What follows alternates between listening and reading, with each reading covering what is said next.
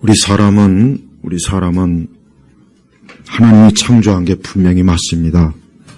아무리 그것을 부정하려고 해도 절대 그것을 부정할 수가 없어요. 물론 이 세상과 또 이 세상의 많은 것들은 하나님의 창조를 부정합니다.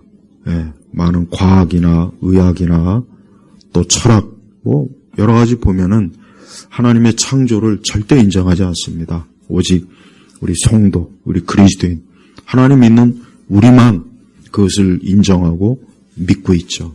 그래서 우리 성도들이 매 순간 나는 하나님의 창조를 받은 사람이구나, 하나님의 창조를 받은 존재구나 하는 것을 알고 있어야 돼요. 근데 안타깝게도 그 사람이 하나님께서 처음에 분명히 사람을 완전하게 창조하셨는데 타락을 했죠. 그래서 인간은 안타깝지만 지금의 우리의 이 모든 상태는 정상이 아니에요. 그러니까 우리 그리스도인들이 꼭 알아야 될 게 뭐냐면, 어떤 전제를 가지고 있어야 되냐면, 나 자신이 완전하지 않은 거예요. 내가 완전하지 않고 다른 사람들도 완전하지 않아요. 이걸 꼭 알고 있어야 됩니다. 이걸 만약에 우리가 있거나 여기에 대해서 우리가 별로 관심이 없다면 우리 자신에 대해서도 이해 못하고 다른 사람에 대해서도 이해를 못하게 돼 있어요. 그러니까 우리 자신도 솔직한 얘기로 모순도 많고 문제도 많고 그러잖아요. 근데 그것 때문에 힘들다고요, 사실은. 근데 한편으로 내가 원래 문제가 많은 사람이지, 죄 때문에 문제가 많은 존재지, 그렇게 알고 있으면 조금 이해가 돼요. 또 우리가 다른 사람들도 마찬가지예요. 왜 저 사람은 저따일까? 왜 저 인간은 저 모양일까? 저 인간 아주 저거 좀 날벼락에 떨어져서 좀 죽지 않을까? 저 같은 저 인간만 없으면 살겠는데. 근데 한편으로 왜 생각해 보세요. 그 사람도 문제가 있는 거예요. 아담과 하와가 처음 지음받을 때부터 만약에 죄가 없었다면은 우리 자신도 그렇고 누구도 문제가 없어요. 털끝만큼도 문제가 없을 거라고요. 그럼 세상이 얼마나 좋겠습니까? 근데 안타깝지만 그렇지가 않아요. 그래서 그 이후부터 지금까지 이 세상은 얼마나 많은 문제가 많고 싸우고 다투고 죽이고 파괴하고 무수한 일들이 너무나 많습니다. 그런 정치적도 사회적인 문제도 많고 경제적인 문제도 많고, 그게 다 왜 그러느냐? 우리 사람이 타락한 존재고, 그 타락한 존재는 그 타락한 것 때문에 결국은 어때요? 많은 일들이 벌어지는 거예요. 그럼 인간의 타락의 그 가장 핵심이 어디에 있느냐면은 마음에 있어요. 그래서 오늘 예레미야 17장 9절은 이 말씀은 정말 우리가 한 구절이지만 두고두고 한번 읽어봐야 돼요. 만물보다 거짓되고 부패한 것은 마음이니 누가 이것을 알겠는가? 누가 이것을 알겠는가? 그러니까 이 만물, 세상의 모든 것보다 이 부패하고 썩고 더러운 것이 뭐라고 했냐? 하나님께서는 이 사람의 마음이에요. 근데 사람의 마음은 눈으로 볼 수도 없고 어떤 물리적 실체는 없지만 우리 자신이 알잖아요. 분명히 내게는 마음이 있는 거예요, 마음. AI가 이제 앞으로 이제 인공지능, 초인공지능으로 인해서 이제 앞으로 우리 사람보다 엄청나게 똑똑하고 막 정말 대단한 그런 식으로 이제 만들어질 거란 말이에요. 앞으로 5년이나 이제 한 10년 안에. 하지만 마음은 만들 수 없어요. 흉내는 낼 수 있겠죠. 그러나 하나님이 지으시니 마음은 절대 만들 수가 없습니다. 그거 한 가지는 분명해요. 근데 이 하나님께서 우리 마음도 처음에는 아름답고 선하고 참 우리 이 사람의 마음이 조금도 어떤 흠이 없는 그런 마음을 하나님이 만드셨는데, 그만 선악과를 따먹은 이후부터 그 마음이 어때? 여기 말씀처럼 거짓되고 부패한 거예요. 그래서 이 사람의 마음속에 나오는 것들은 뭐 하나 좋은 게 없어요. 좋은 게 없습니다. 참 감사한 게 뭐냐? 인간의 마음을, 내가 누군가의 마음을 보지 못하는 거, 알지 못하는 거, 이거 진짜 다행으로 생각해야 돼요. 우리가 만약에 상대방, 다른 사람의 마음을 안다면 아마 이 세상은 이미 오래전에 아마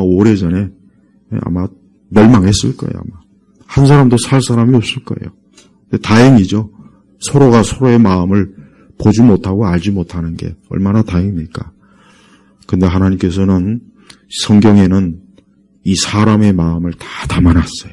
다 담아놨어요. 아주 적나라하게 담아놨어요. 그래서 신명기나 레위기나 이런 데 보시면은 야, 진짜 끔찍하다. 그래서 우리 교회는 다른 거 어떤 것보다 인간의 마음에 대해서 사실은 설교를 많이 해야 됩니다. 목사님들이. 맨날 이상한 거 축복, 행복 이런 거 설교하지 말고 인간의 마음이 얼마나 부패하고 악했는가. 그래야 우리가 참 하나님 앞에 우리 스스로는 이룰 수 없구나. 우리가 그걸 제대로 알고 살면은 우리 자신에게도 더 유익할 것이고 또 우리가 살고 있는 세상에도 분명히 유익을 줄 거란 말이에요. 근데 이 마음이 특히 우리가 지금 현재 우리가 살고 있는 이 세대에 제가 한정돼서 좀 얘기하고 싶은 거는 뭐냐면 이제 어떤 그 통계 자료가 있어요. 이 마음의 병. 이거는 좀 우리가 좀 알고 있을 필요가 있어요. 우리 이제 교회가 이제 항상 어떤 영적인 것만 얘기하다 보니까 인간의 마음의 그 실체 상태에 대해서는 잘 얘기를 안 한단 말이에요. 근데 사실은 그것도 잘못된 거예요. 왜 사람은 육신만 있는 게 아니지 않습니까? 영혼도 있고 우리의 마음의 존재도 있단 말이에요.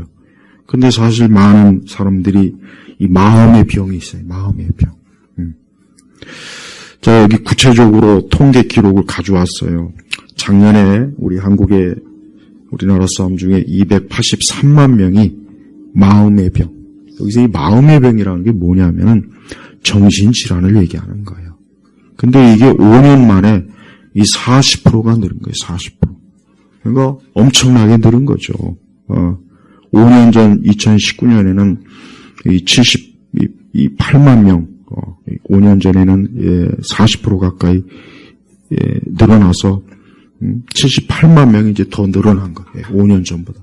근데 구체적으로 이제 얘기해 보면은 우울 장애 증세가 107만 5,966명. 우울 장애. 그다음에 이제 스트레스, 심리적 요인으로 인한 불안, 강박 증세 환자는 98만 89명. 그다음에 중증 정신질환. 이 중증 정신질환은 그냥 정신병원에 있어야 돼. 그러니까 나오면 안 되는 사람들. 이 사람들 나오면 이제 본의 아니게 막 칼 들고 막 여기저기 다니고 막 난리가 나는 거죠. 69만 3,266명. 근데 조현병, 망상장애 23만. 그래서 5년 전보다 우울장애는 40.2%가 늘었고 스트레스나 심리적 불안, 강박은 38.3%가 늘었고 그 다음에 우울장애는 10만 명당 환사해보면 이 서울이 32만, 서울이 제일 많고 그 다음에 이제 세종 31만, 그 다음에 부산, 그 다음에 대구.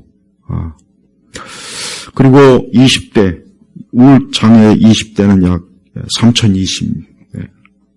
근데 30대도, 그 다음에 10대도 꽤 많아요. 10대도. 그 다음에 조울증. 자, 보세요. 근데 여기 이제 이건 통계 잡힌 사람들이고, 통계 안 잡힌 사람도 이보다 더 많습니다. 더 많아요. 그리고 사실은 자기가 이런 정신질환이 있는지도 모르는 사람이 더 많아요. 우리나라 같은 경우는 미국이나 영국이나 이런 유럽 서구는 이 정신질환을 이제 일반적 질환으로 분류해서 그냥 감기 증상이다.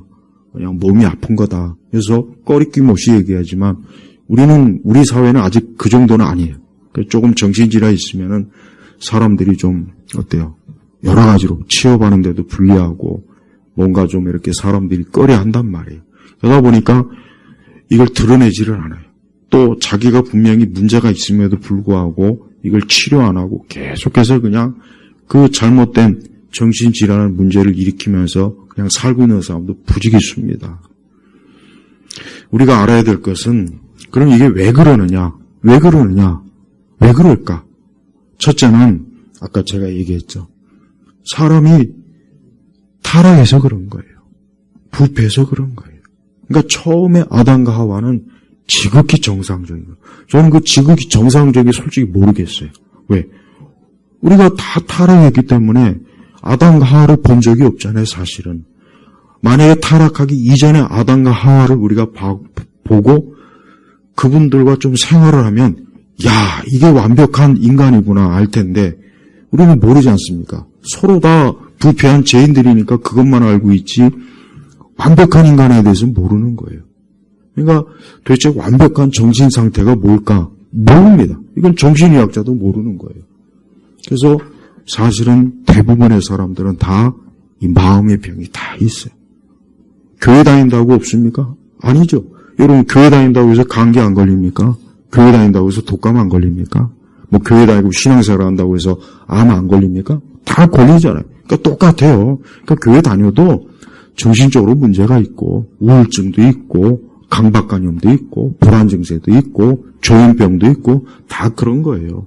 그러니까 교회 다닌다고 해서 그런 게 없겠거니 그런 생각은 잘못된 거예요. 그리고 분명히 말씀드리지만 기도에서 정신병 낫는 역사는 단 한 번도 없었어요. 이건 내가 분명히 말씀드릴게요. 괜히 뭐 정신질환이 있다고 해서 막 기도로 막 두들겨 패가지고 사람 죽이고 옛날에 기도원에 가가지고 막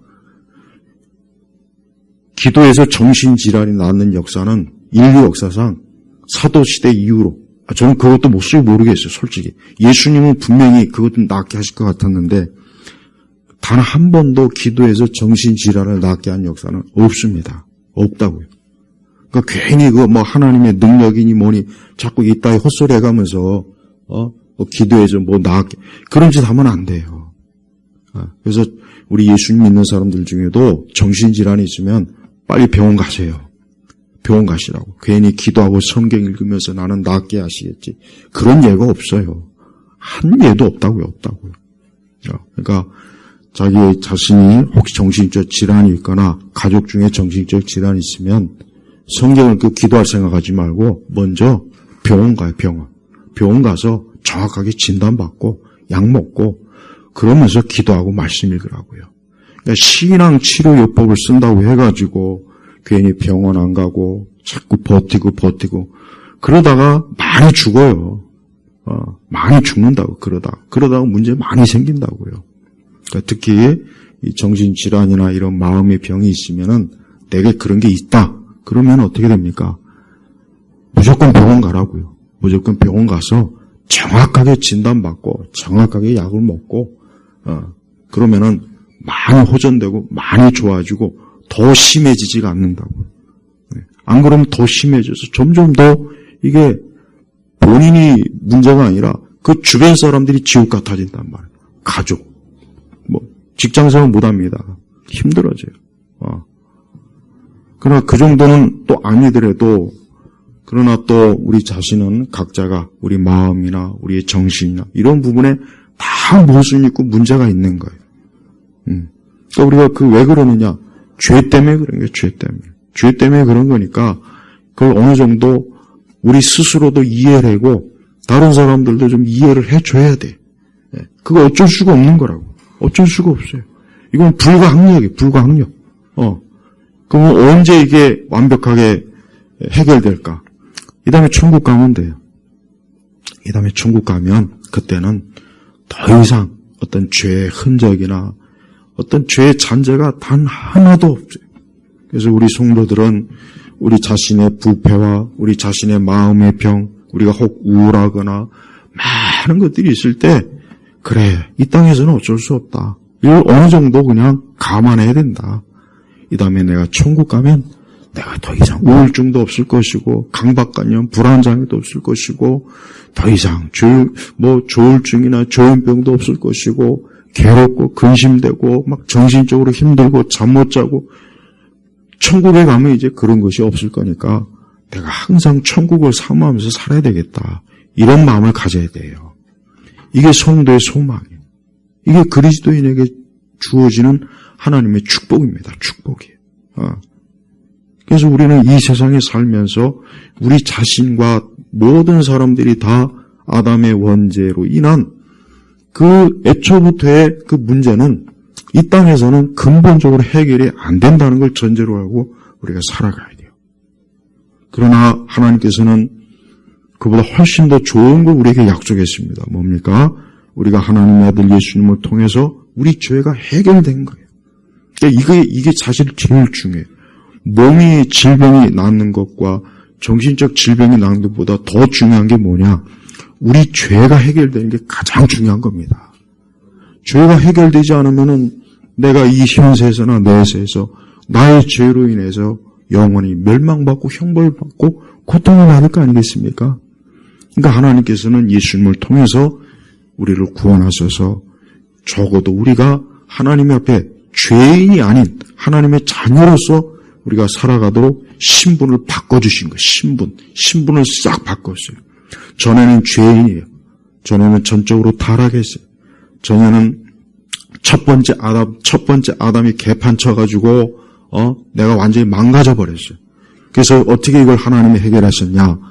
예수님, 둘째 아담 되시는 예수님. 근데 이 둘째 아담 예수님은 완벽하고 완전해. 죄가 없으세요.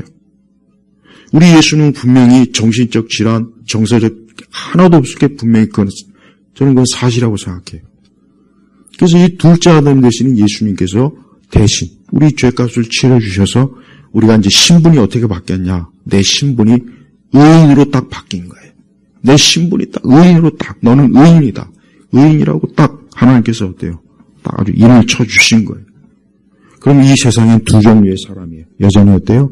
죄인의 신분으로 여전히 낙인이 찍힌 사람이 있고 겉으로 와서는 똑같은 것 같은데 이 사람은 영적으로 의인으로 하나님께서 딱 신분을 바꿔준 사람이 있다고요.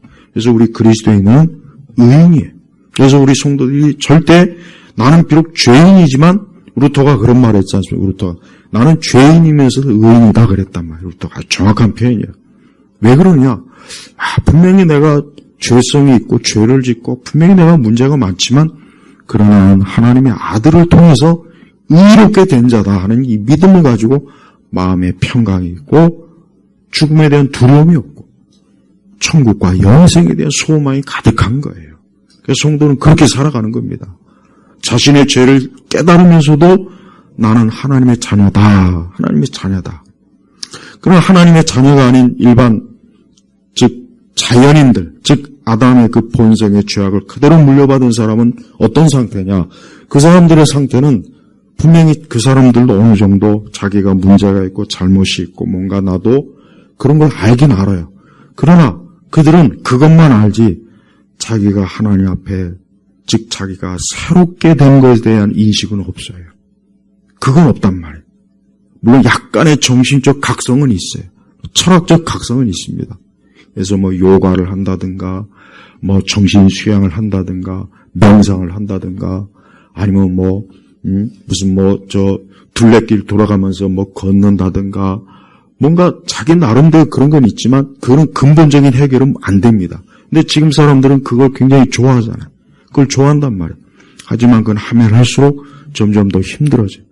계속해서 모순에 빠져요. 그렇게 해봐야 안 되거든. 하지만 우리 예수님 믿는 사람은 이제는 우리 그리스도 예수 안에서 우리에게 뭐예요? 정죄함이 없어요.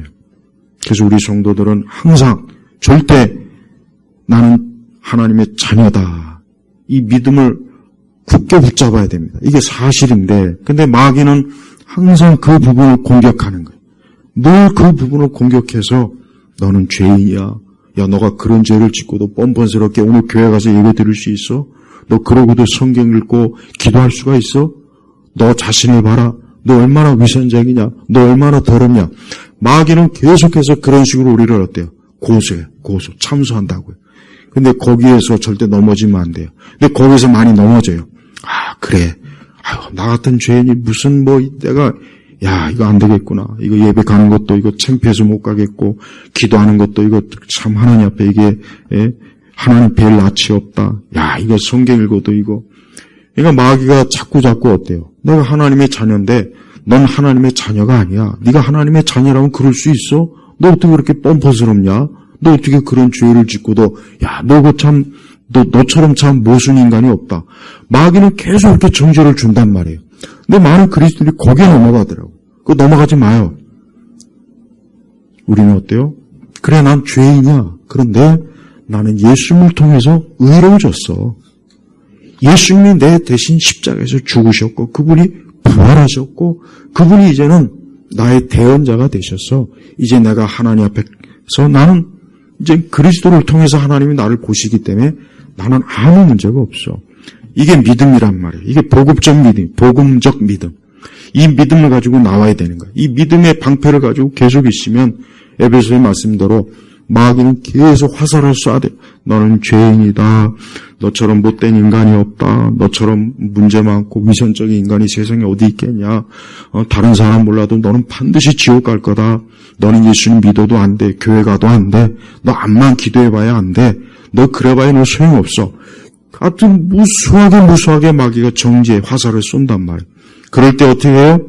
믿음의 방패. 나오잖아요. 에베소서. 믿음의 방패를 가지고 다 그런 것들을 어때요? 막아내는 거예요. 그래서 성도는 항상 그런 믿음을 가지고 살아야 돼요. 또한 우리 세대는 확실히 그 어느 때보다 인간의 정신을 파괴시키고 고통스럽게 만들고 괴롭게 만들어요. 그래서 전문가들도 이런 얘기 하더라고요. 우리 시대에 왜 이렇게 사람들이 마음의 병, 우울과 불안 증세, 또 여러 것들이 왜 많으냐. 우선 첫째, 개인주의 문화 때문에 이게 상당히 심하다 이거죠. 과거에는 사람들이 서로 가까이 교제하면서 그 교제 가운데 사람들이 서로 위로받고 정서적으로 스트레스 해소되고 뭔가 말도 하고 이랬는데 지금은 어때요? 지금은 너무 개인주의가 심하잖아요. 우리가 집안에서도 각자 다 자기 방구석에 들어가가지고 스마트폰 보지 모여가지고 함께 하는 집안은 거의 없지 않습니까? 그런 집안도 있긴 있겠지만 요즘은 가족 가운데서도 사실은 어때요? 이게 파편화됐다고요. 친구 관계도 그렇고 모든 게 다 어떤 게 쪼각쪼각 나눠져 있어요. 이게 사람으로 하여금 어때요? 굉장히 정신적으로 우울하게 만들고 외롭게 만들고 공허하게 만드는 거예요. 그래서 자꾸 외롭다. 그 영국은 오죽하면 외로움만을 담당하는 정부 부처를 만질 정도로 이게 심해요. 그러니까 이러니까 이제 자꾸 어때요? 이 마음이 병이 자꾸 생기는 거예요. 두 번째는 다른 게 아닙니다. 두 번째는 이 소셜 미디어예요. 이 소셜 미디어는 이게 특히 우리 한국 사람들은 원래부터가 기질 자체가 이게 남하고 비교하기를 좋아하는데 이 소셜 미디어 이렇게 보면은 틱톡이니 SNS 이런 거 보면은 나 빼놓고 남들은 다 잘 사는 것 같고 나 빼놓고 남들은 다 행복한 것 같고 나 빼놓고 남들은 다 좋은 데 가서 휴가 누리는 것 같고 나 빼고는 다른 사람들 뭐든지 잘 먹고 잘 입고 나만 아니구나. 이게 나만 아주 이게 죄인이구나. 이게 내가 잘못됐네. 내가 문제네. 이게 계속 주입되는 거예요. 계속 주입되는 거예요. 우리 젊은 여성들은 맨날 드라마 보면서 그냥 환상을 우리 남자보다 여성들은 특히 더 약해요. 여성들은 그걸 알아야 돼요. 이성적으로 약해요.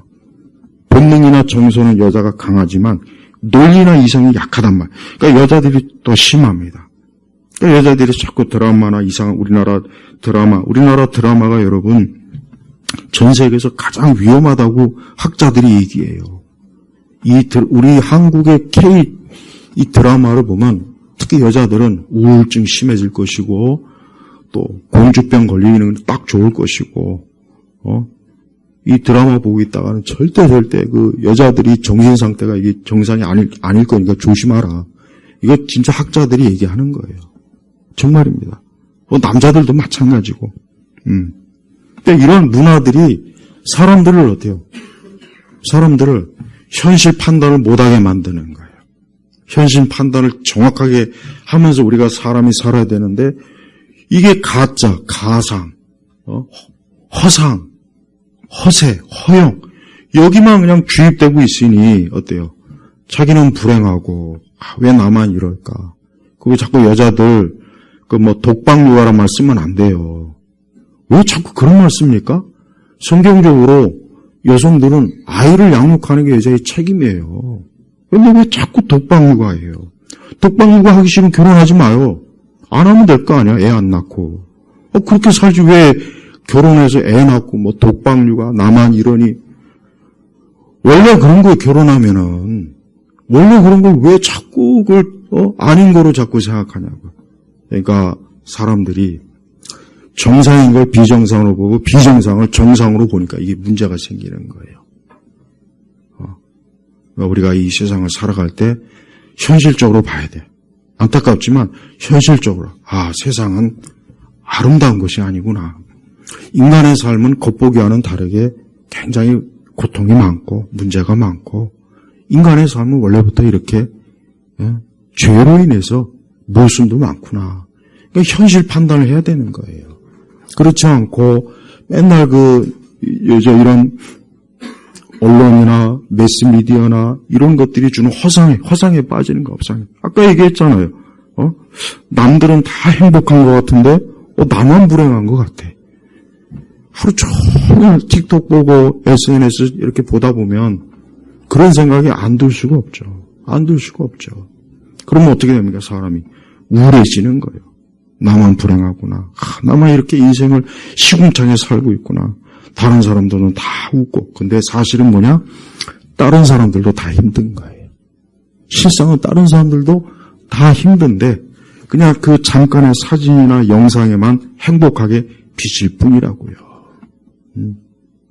근데 사람들은 이게 현실을 파악하는 게 이게 참 힘들어요. 이게 힘들다.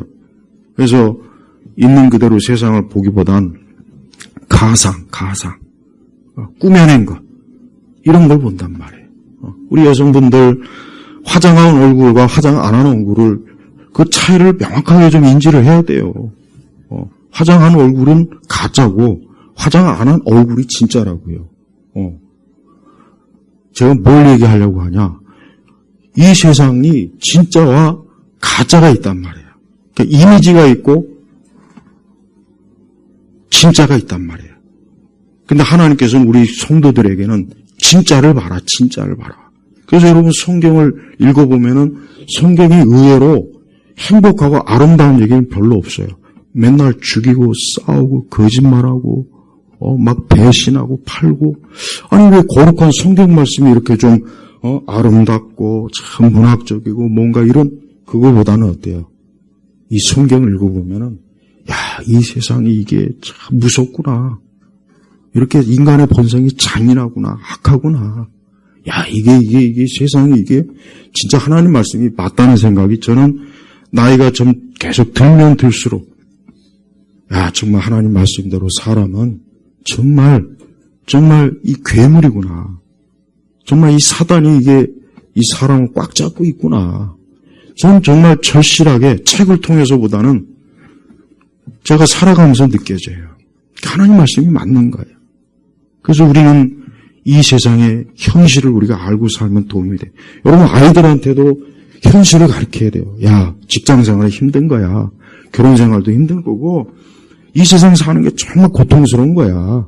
그걸 알고 너희가 앞으로 세상을 살아가야지. 무슨 백마탄 왕자 맨날 네가 무슨 스포츠카 타고 다니고 그런 생각 꿈도 꾸지 마. 현실을 알면서 세상을 살아가도록 아이들을 사실은 교육을 시켜야 되는 거예요. 근데 우리나라 청소년들이 왜 우울증이나 이런 게 많으냐? 더더군다나 그 나이 때는 어때요? 상황 판단을 잘 못하잖아요. 현실 판단을 못하니까 맨날 보이는 이 문화 속에서만 아이들이 다 속는 거예요. 그러니까 아이들이 그런 거에 속으니까 정신적으로나 심리적 마음이 이게 온전할 리가 있겠습니까? 없죠.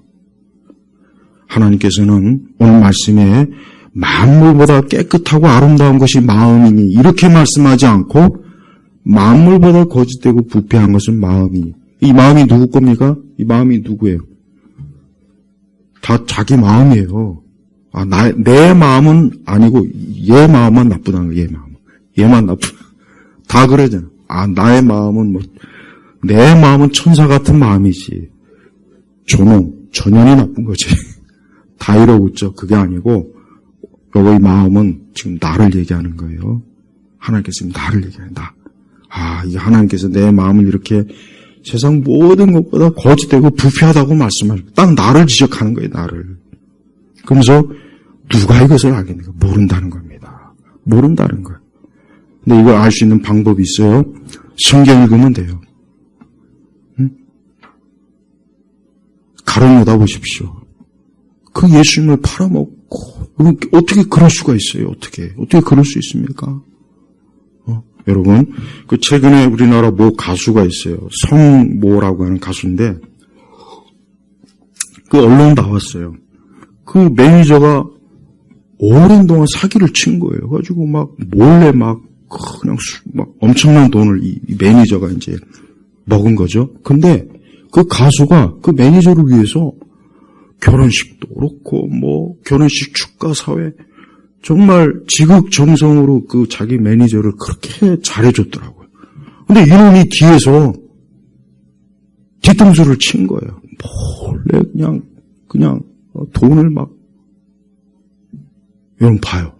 야, 제가 생각하기에도 야, 그렇게 잘해줬는데 어떻게 뒤에서 그렇게 돈을 헤쳐먹냐. 야, 정말 그 죽일 놈이네 이거 진짜. 내가 봐도 그 생각이 들더라고. 그 충격받았대, 충격. 근데 가만히 생각해보니까 이게 충격받을 일이 아니야. 왜 그러냐? 원래 사람이 그렇거든.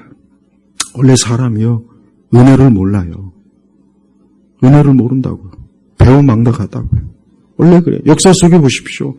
그렇게 은혜를 입었는데 박정희 대통령을 암살한 놈이 누굽니까? 김재규요. 근데 박정희 대통령이 그 김재규가 고향 후배거든. 그렇게 그냥 정말 잘 이렇게 해서 그 자리까지 올라갔는데 그놈이 총 쏴서 우리 대통령을 암살한 거예요. 시해한 거예요. 봐요. 보세요. 이 세상이 인간이라는 것 자체가 원래 이게 야수예요, 야수. 언제 어느 때 누가 내 뒤통수에 내 등에다가 비수를 꽂을지 모르는 거예요. 우리 예수님도 보십시오. 아니 다른 사람이 예수님을 배신하고 팔아먹었으면 그러려니 하지만 3년 동안 함께 먹고 마시고 함께한 그 가룟 유다가 자기 기대와는 다르니까 예수님을 팔아먹지 않습니까? 더 이상 인간의 사람에게 뭘 기대하겠습니까? 인간에게는 기대할 게 없는 거예요. 그러니까 우리가 애초부터 이 세상은 이렇게 인간에게는 이렇게 문제가 많구나. 이러니까 하나님께서 우리를 구원할 수밖에 없구나. 우리 스스로가 안 되니까. 안 돼요. 불가능한 거예요. 그러니까 우리 성도님들 왜 많은 사람들이 이렇게 마음의 병을 앓고 있는가? 그것은 무엇보다도 우리 자신이 애초부터 불완전하니까. 불완전하고 두 번째는 하나님 믿지 않는 사람은 더 심한 거예요. 하나님 믿지 않는 사람에게는 궁극적으로 소망이 없는 거예요. 소망. 저는 예수님을 믿기 때문에 가장 좋은 게 뭐냐? 딱 한 가지 얘기하라면 소망이에요. 내가 이 다음에 이제는 더 이상 그래서 계시록에도 나오지 않습니까? 더 이상 우는 것도 없고 아픔도 없고 죽음도 없고 우리에게 소망을 준 거란 말이에요. 그러니까 그 소망을 가지고 있으면 설령 내가 좀 우울증이 있고 강박장애, 불안장애가 있어도 그걸 가지고 버티는 거예요. 이기는 거예요. 그래서 성도들은 소망을 가지고 사는 게 그게 믿음 생활입니다. 그게 믿음 생활이라고요. 근데 이게 가장 중요한 믿음 생활인데 자꾸 하나님 앞에 돈을 주세요. 뭘 주세요. 그러니까 믿음 생활이 그런 식으로 이게 바뀌어버렸어요. 그러니까 우리 시대의 이 복음주의 교회들이 그게 문제라고요. 하나님이 주신 가장 좋은 소망은 얘기 안 하고 맨날 가짜 소망만 자꾸 얘기되는데 그 가짜 소망이라는 게요. 심지어 현실 속에서 이게 안 되거든요. 안 된다고요. 그러니까 자꾸 신앙생활도 이게 잘 안 되고 그냥 시간이 가다 보면 형식적이 돼버리고 위선적이 돼버리고 그럴 수밖에 없는 거예요. 우리 성도 여러분, 우리 자신이 애초부터 이렇게 문제가 많고 모순이 많구나. 그래서 사람이 마음도 병에 걸리는 것이고 육체도 병에 걸리는 것이고 고통을 받는 것이고 원래 이렇구나. 그러니까 원래 이렇다는 걸 자꾸 알아야 돼요. 이게 정상이거든요.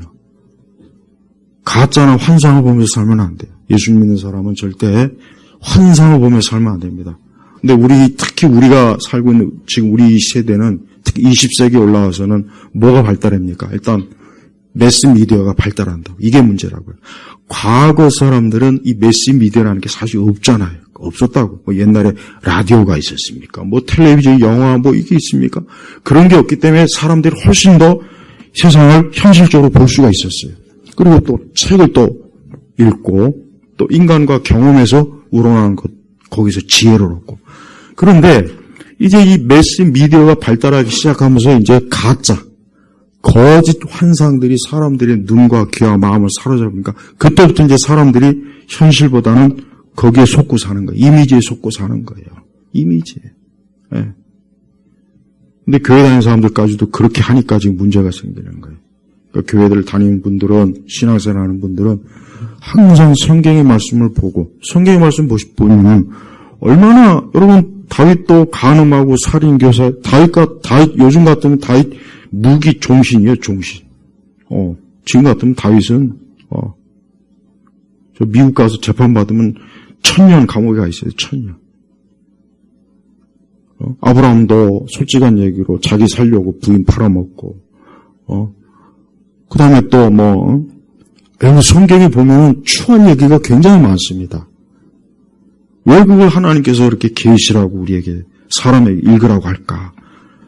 원래 이렇게 인간이 더럽고 지저분하고 추한 것이다. 그래서 내가 너를 위해서 내 아들 독생자를 십자가에서 죽인 거다. 그러니까 내게로 와라. 내게로 와라. 내게 오면 살고 내게 안 오면 너는 영원히 너의 그 추악한 죄악 때문에 죽을 것이다.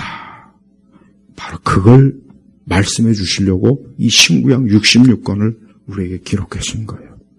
그러면서도 요한계시록 쪽 가면은 그것으로 끝나는 것이 아니라 우리 성도들에겐 영원한 그 생명수 강가가 보여지고 천국과 영생의 그 그림자를 잠깐 보여주셨잖아요.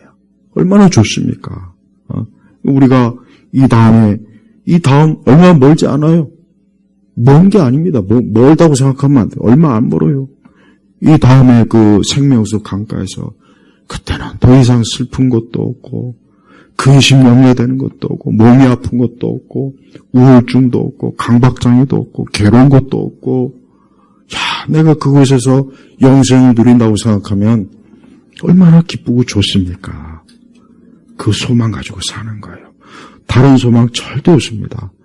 다른 소망이 없어요. 자꾸 없는 걸 자꾸 말하니까 문제가 생기는 거예요. 없어요. 그래서 제가 늘 얘기하잖아요. 우리 성도들은 자식에게도 소망 두면 안 돼요. 남편에게도 소망 두지 마세요. 아내에게도 소망 두지 말고 소망 두지 말아요. 소망 두면 실망합니다. 실망하고 힘들어져요. 누구에게만 소망되겠어요? 그리스도에게, 예수님에게만 소망돼야 됩니다.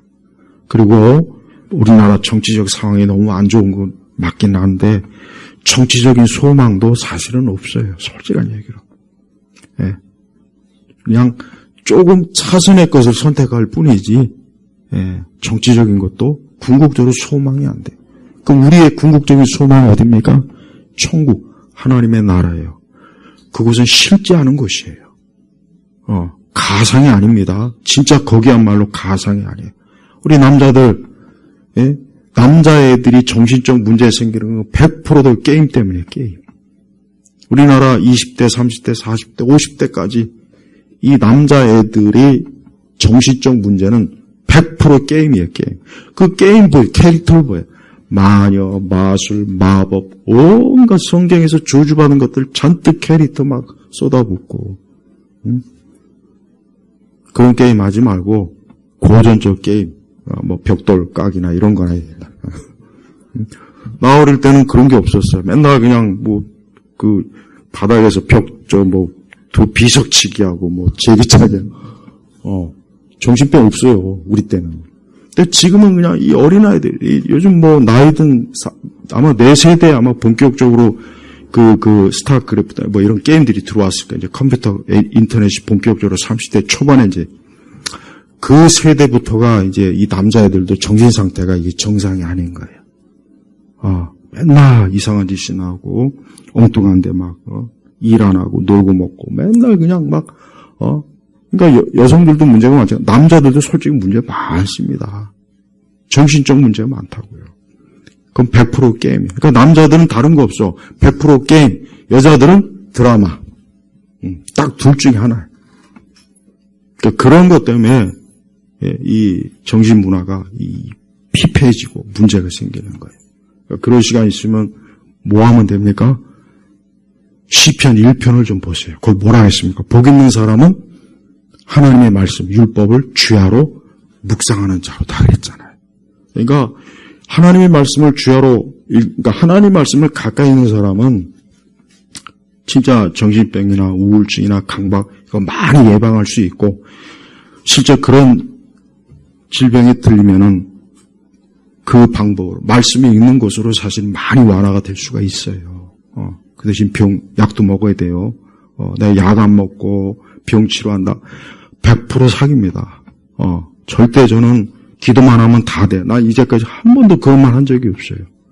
기도도 해야 되지만 하나님께서 만드신 이 세상의 모든 것과 좋아하면서 우리가 살아가야 돼요. 그러면서 그래도 결국은 뭐냐? 그 모든 것이 뭐에 미치지 못합니까? 영생에는 미치지 못해요. 그래서 우리 성도들은 영생을 바라보고 사는, 그게 하나님이 우리에게 주신 최고의 선물이요, 큰 축복이라는 거. 이 한 가지만 딱 여러분 알고 사시면 됩니다. 기도하겠습니다. 하나님 아버지 감사합니다. 오늘 우리 예일교회 온 성도들이 하나님의 귀한 말씀을 듣고 거룩한 찬송을 하며 천사들이 기뻐하고 천사들이 좋아하는 예배 시간에, 이 예배 자리에 나와서 참 하나님의 은혜와 복을 누리고 있습니다.